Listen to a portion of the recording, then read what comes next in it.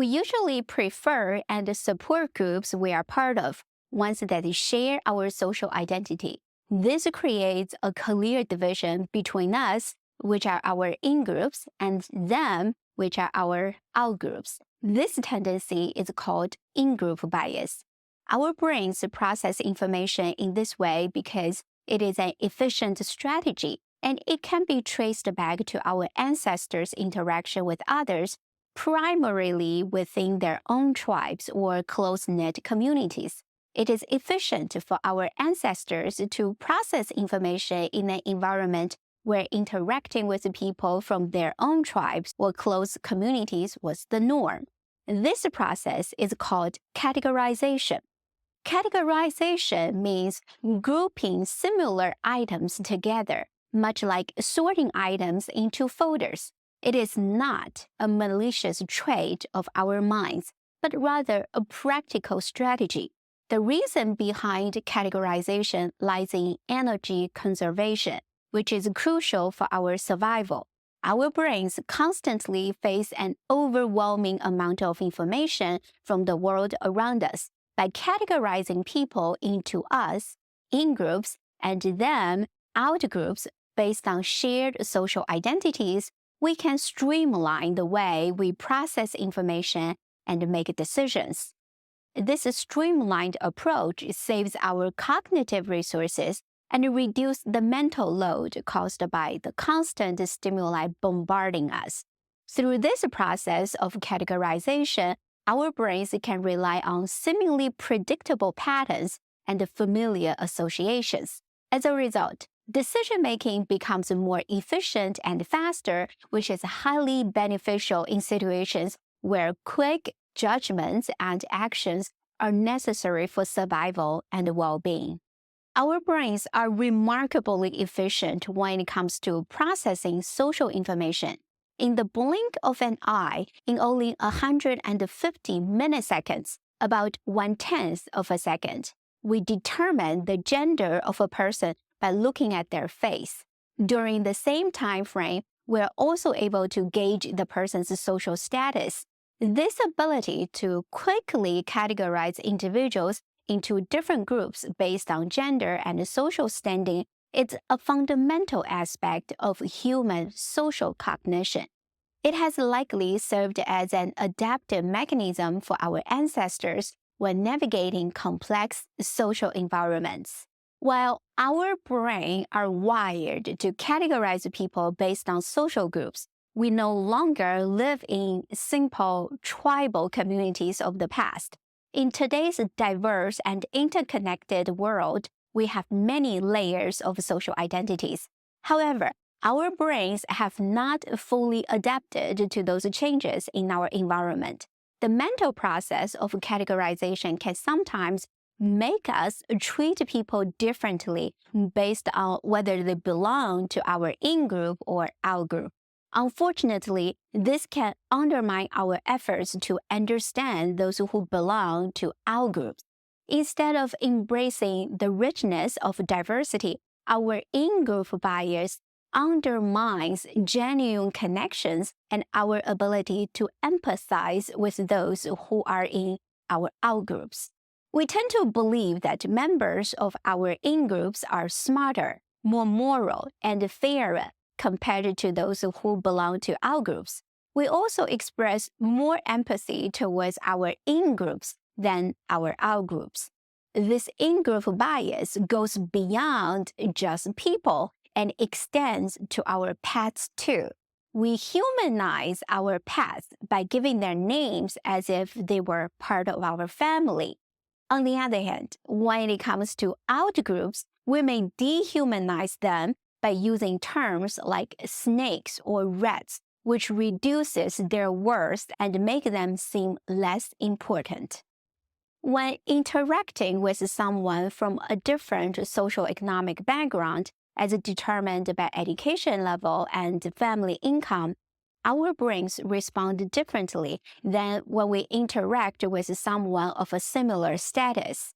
Engaging with out-group members leads to increased activity in the dorsolateral prefrontal cortex, a brain region associated with language, attention, and cognitive control. In simple terms, it requires more mental effort to interact with out-group members than with in-group members. When we use labels to categorize people into groups, we create a division between us and them.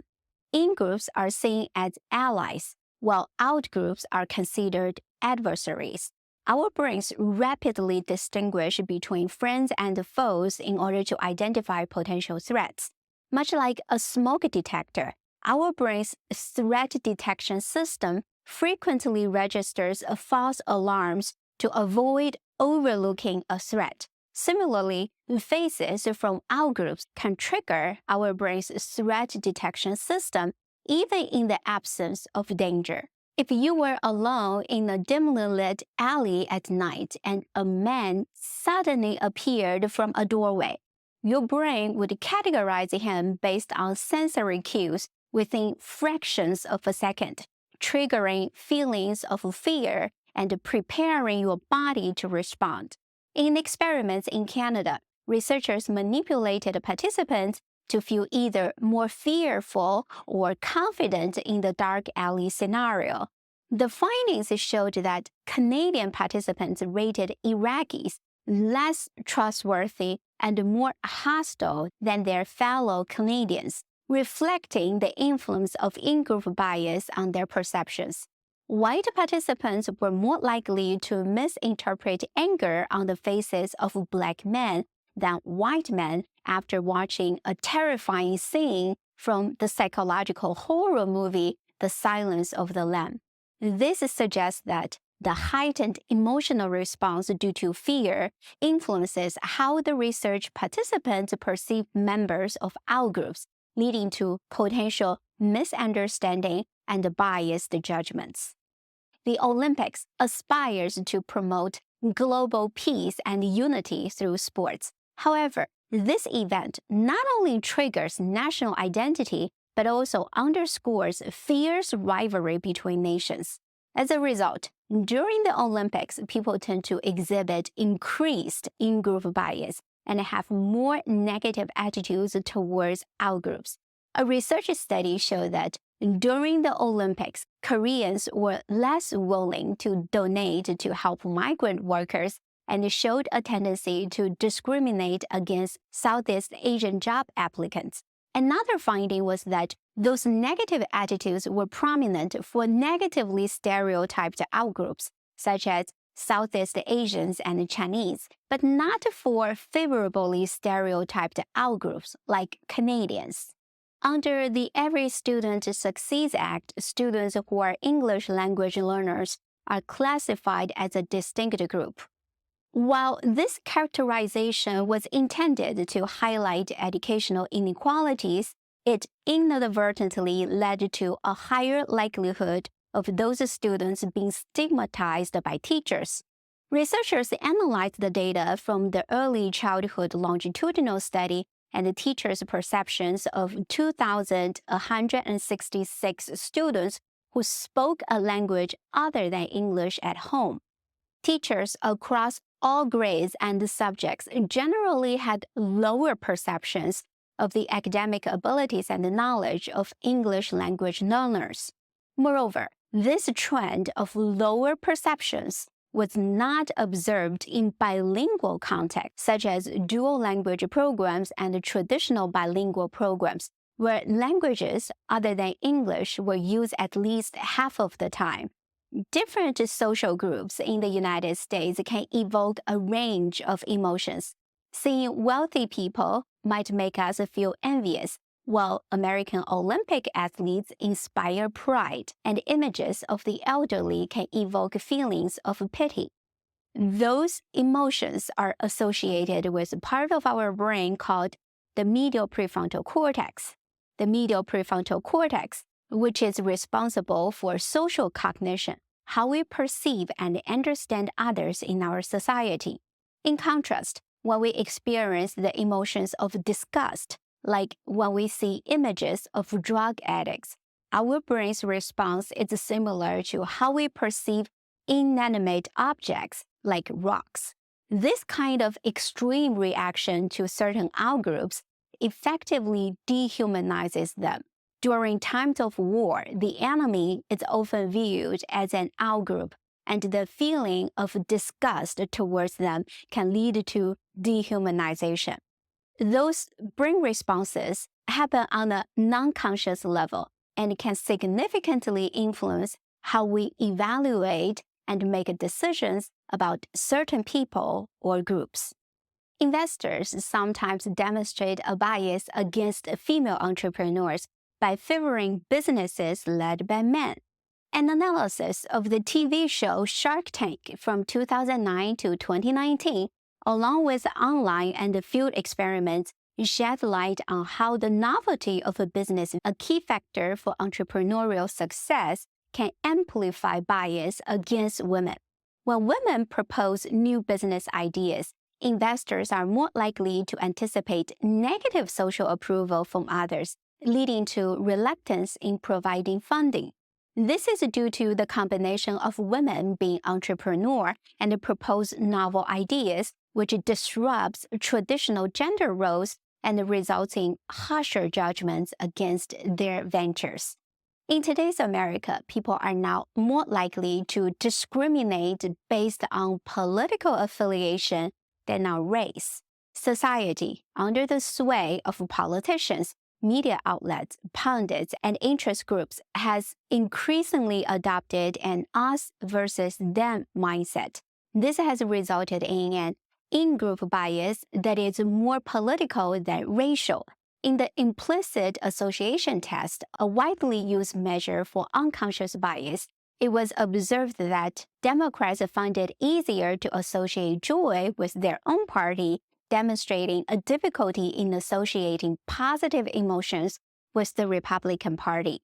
This is a telling indication of how deeply rooted political biases have become. In another experiment, researchers presented more than 1,000 participants with resumes of high school seniors. The task was to determine which candidates should be awarded a scholarship. Some resumes contained clear racial cues, like President of the African American Student Association, while others had clear political cues, such as President of the Young Republicans. What were the results? Participants demonstrated a discernible in-group bias based on race. African American participants showed substantial in-group favoritism toward African American scholarship candidates, with 73.1% expressing support for them. In comparison, European American participants showed a lower level of favoritism toward their racial in-group, with 44.2% expressing support. European American participants also exhibited a slight preference for African American candidates, with 55.8% showing support. However, when the basis for categorization shifted from race to political affiliation, the dynamics changed dramatically. A significant majority of both Democrats favored candidates from their own party at 79.2%, while Republicans also showed strong in-group favoritism at 80%. This preference for candidates from their own political party remained so strong that it persisted even when a candidate from the opposing party was clearly more qualified. On the other hand, when it comes to racial in-group favoritism, the situation was different. It diminished when the merit of a scholarship candidate was noticeably higher than that of others. This suggests that while in-group bias based on race can be influenced by the candidate's qualifications, political in-group favoritism remained strong regardless of the candidate's qualifications. The increasingly polarized political climate underlines a troubling trend wherein political affiliation is dictating our biases and judgment, overshadowing other social identities such as race. The animosity towards our groups, those perceived as different or outside of our own group, has significantly amplified political polarization on social media. In an article published in the Proceedings of the National Academy of Sciences in 2021, researchers investigated social media users' engagement patterns on two dominant social media platforms, Facebook and Twitter, which was recently rebranded as X. The research team compiled over 2 million social media posts from news media accounts and U.S. congressional members. The research team then singled out posts containing out-group language, which was language that showed explicit bias against an opposing group. Next, the researchers investigated user engagement based on the count of shares and retweets those posts generated. Examples of out-group language in posts from liberal-leaning news media and Democratic congressional members included statements such as, "Breaking, President Trump has been impeached," and Republicans are saying that they're being barred from the secret hearings. But here is a list of every Republican who is allowed into the hearings. Conservative-leaning news media and Republican congressional members used out-group language such as, "Every American needs to see Joe Biden's latest brain freeze," and Democrats just passed a bill that would make it harder for American innovators to develop a COVID-19 vaccine. Here is what you need to know. The posts with out-group language consistently elicited higher user engagement, generating more shares and retweets on both Facebook and Twitter. They also provoked stronger emotional reactions, particularly anger, compared to posts that contained in-group language, which typically triggered expressions of affection or love. On a related note, conspiracy theories, which are narratives that explain significant events through secretive and malicious plots by influential groups, often find strong acceptance within in-groups. When spread by in-group members, those conspiracy theories are more likely to be believed.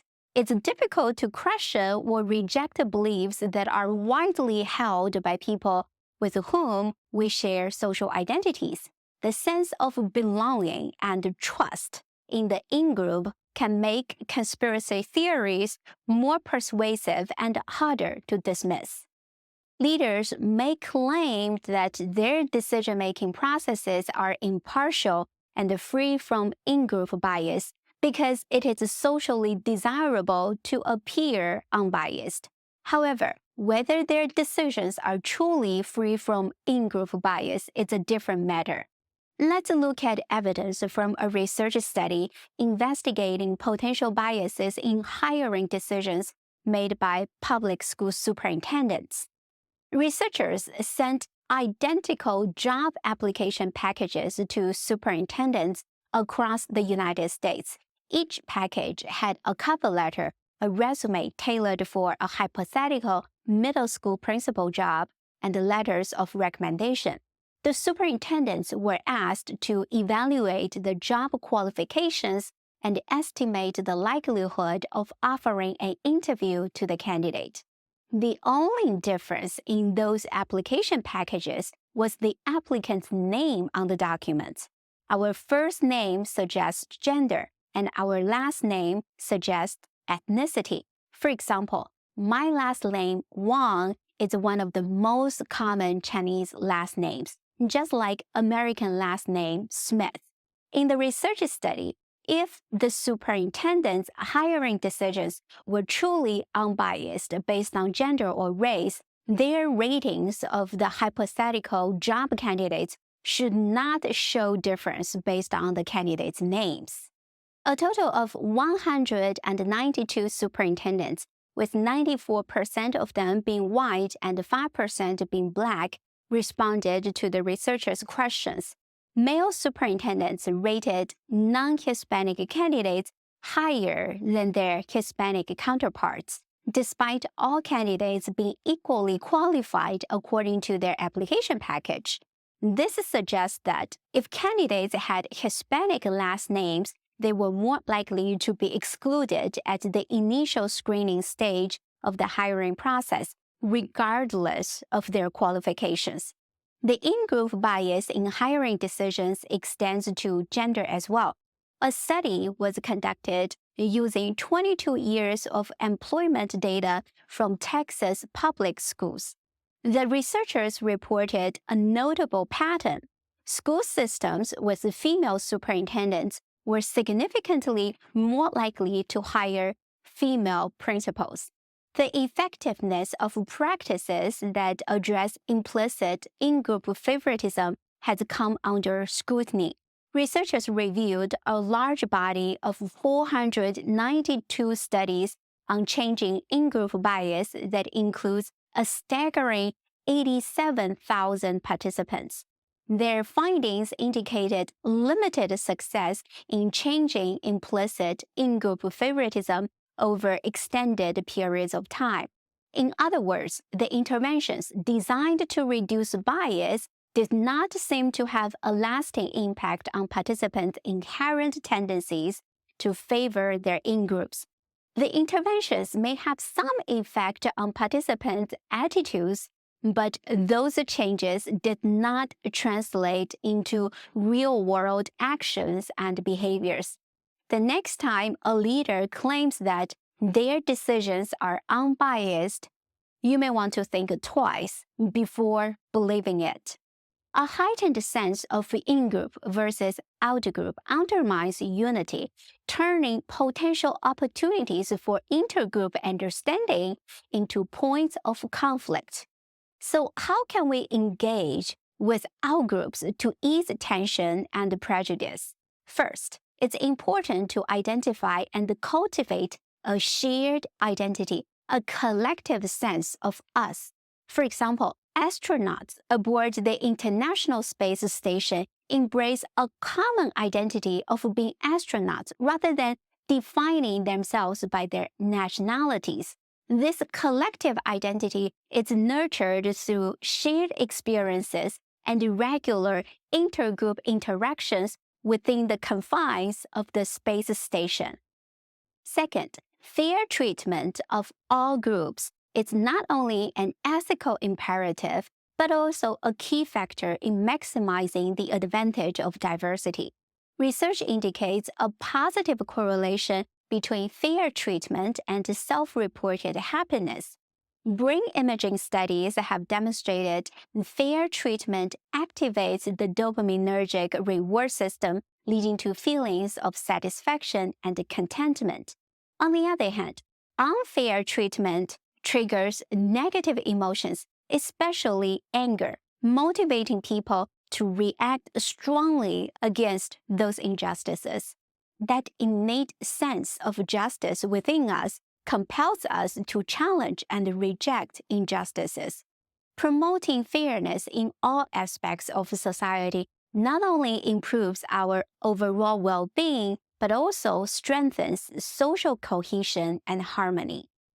Third, intergroup contact can be a powerful tool to counteract in-group bias and capitalize on the benefits of diversity. In a study of 22 years of worldwide data, researchers showed that when society initially encountered diversity, people initially reacted negatively to threats of disturbing homogeneity. However, the negative effects of diversity were compensated in the long run through positive outcomes of intergroup contact. As people engage and interact with members of different groups, they see beyond stereotypes and develop a more inclusive perspective, which reshaped their broader social identity and mitigated the in-group bias. By promoting meaningful interactions between diverse groups, we can transcend initial barriers and build bridges of understanding, leading to a more united and cohesive society. Take a moment and think about your close friends, the ones you feel comfortable sharing your inner thoughts with. Do you notice any patterns in their social identity, such as gender, race, ethnicity, political affiliation, or religion? If you find your close friends mostly share your social identity, it is time to reach out and get to know people who do not share the same background as you. Consider forming connections with people from diverse backgrounds and getting to know them on a more intimate and personal level. Building relationships with people who have different perspectives and experiences can be enriching and broaden your understanding of the world. Embracing diversity in your social circle can lead to greater empathy, respect, and a more inclusive worldview. Do you still remember the bias blind spot? Instead of immediately pointing out other people's in-group bias, let's first focus on ourselves and engage in intergroup context. This is something each of us can do. Let's take it one step at a time, creating and strengthening one intergroup social tie at a time. As we've discovered, the in-group bias is not inherently negative. It creates a sense of belonging and strengthens bonds within groups. However, it also has the potential to create divisions and perpetuate unfairness, particularly when it veers towards prejudice against outgroups. In a world that's growing more diverse and interconnected, it's more important than ever that we acknowledge in-group bias and strive to mitigate it. Like astronauts in the International Space Station who embrace their collective identity over nationalities, we too can shape our shared identity in this global village. That's food for thought. Remember, in the grand scheme of things, we are all part of one big in-group called humanity. Start observing your decision-making process and those of others around you. See if you can spot instances of in-group bias. Please feel free to share your comments below. Thanks for watching. I'll see you next time.